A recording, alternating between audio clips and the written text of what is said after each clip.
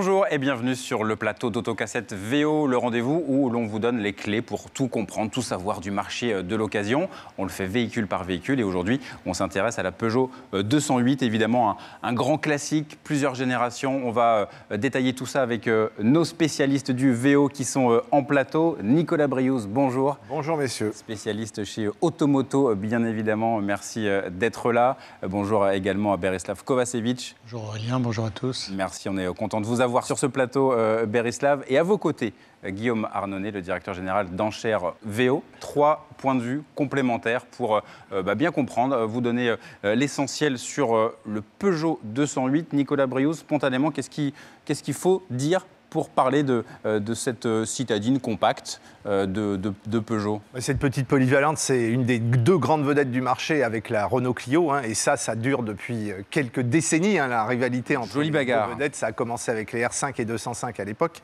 Donc cette 208, deuxième génération. La première génération était relativement sobre encore en design. Elle rappelait un peu les rondeurs de son aïeul, la 205. La nouvelle 208 est beaucoup plus agressive. Visiblement, elle plaît aussi. Enfin, visiblement, elle plaît énormément. Ouais.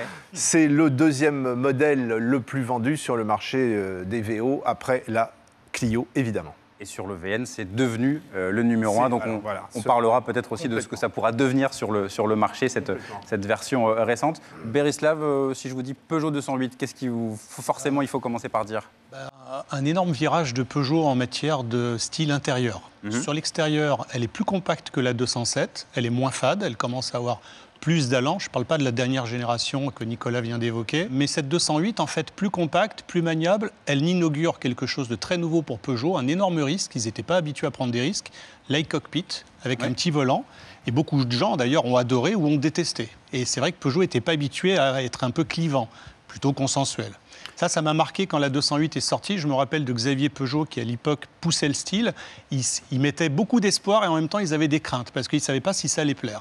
Finalement, résultat, 90 000, 100 000 ventes à l'année, 4-5% de part de marché, gros succès quand même. Guillaume Arnonnet, l'arrivée de la 208 justement, qui a succédé à 206, 207, ça a marqué vraiment quelque chose. Comment ça se passe sur le marché des enchères ? Alors clairement, en termes de look, elle a marqué, puisque c'est une vraie rupture par rapport au passé. Elle a trouvé bien évidemment son marché, parce que c'est un véhicule, une fois de plus, qui a beaucoup plu en véhicule neuf, donc qui en marché sur l'occasion se retrouve très bien positionné et qui plaît énormément. Il est trop tôt encore pour vraiment, je pense, parler en détail de la nouvelle 208, mais je pense qu'on va être dans la même logique. C'est un véhicule qui, aujourd'hui, se vend très bien sur le marché du véhicule neuf, donc qui devrait avoir un marché de l'occasion, à mon avis, qui devrait être bon.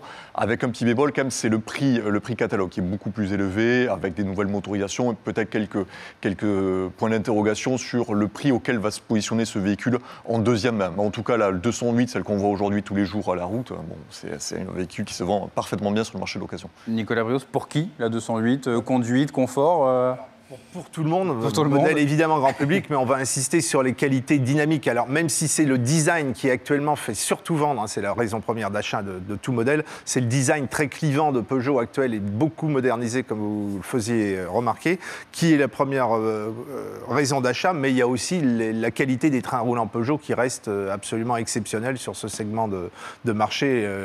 Agrément de conduite, comportement extrêmement rigoureux, très incisif, voilà, c'est la griffe Peugeot, c'est vraiment le cas de dire. C'est ce qu'on recherche en concession, Berislav ? On disait qu'elle était plus compacte. Alors, il y a une recherche du petit prix. On sait qu'on a du downsizing, ça c'est un terme des constructeurs. Ouais. On donne plus pour un petit format. Donc c'est vrai que les prix ont tendance à monter, mais compensé par les phénomènes de LOA leasing qu'on peut avoir en occasion comme en neuf. Maintenant, sur ces véhicules-là, aujourd'hui, c'est très polyvalent. On a dans une 208 ce qu'on avait dans une 306 il y a quelques années, ou même dans une 307. Donc, c'est vraiment un véhicule où on est bien installé, il y a des bons sièges, un volant où on se sent bien aussi, et puis là aussi, une tablette multimédia très intéressante où il fallait taper clairement dans des voitures haut de gamme pour l'avoir il y a quelques années. Guillaume Arnonnet, qu'est-ce qui fait la différence ? Pour moi, de l'extérieur et vu avec l'angle marché de l'occasion, la grande nouveauté, c'est les motorisations électriques, puisque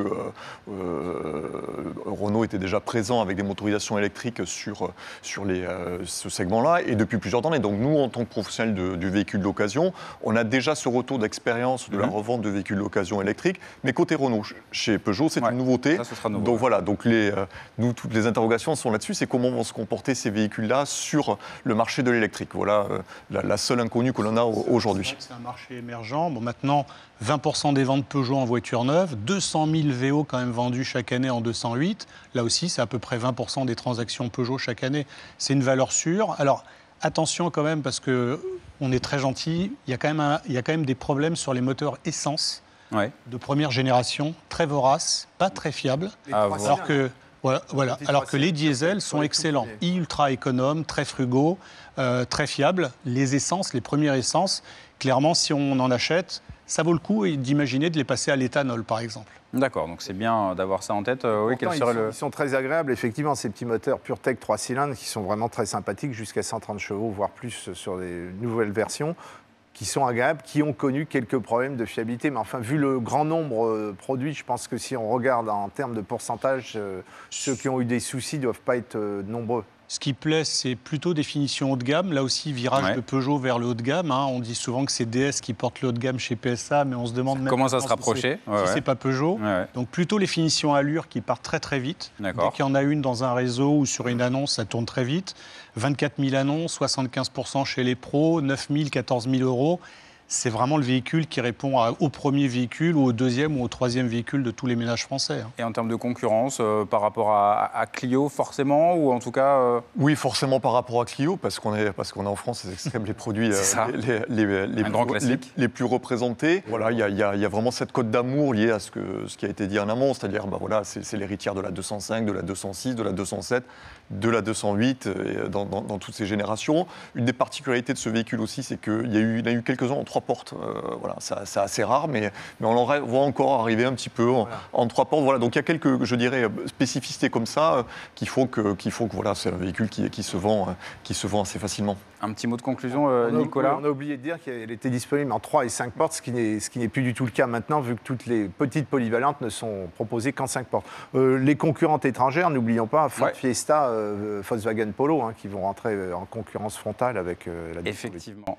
Eh bien, merci à tous les 3 pour ces conseils pratiques sur la Peugeot 208 et merci d'avoir suivi Autocassette VO. À bientôt.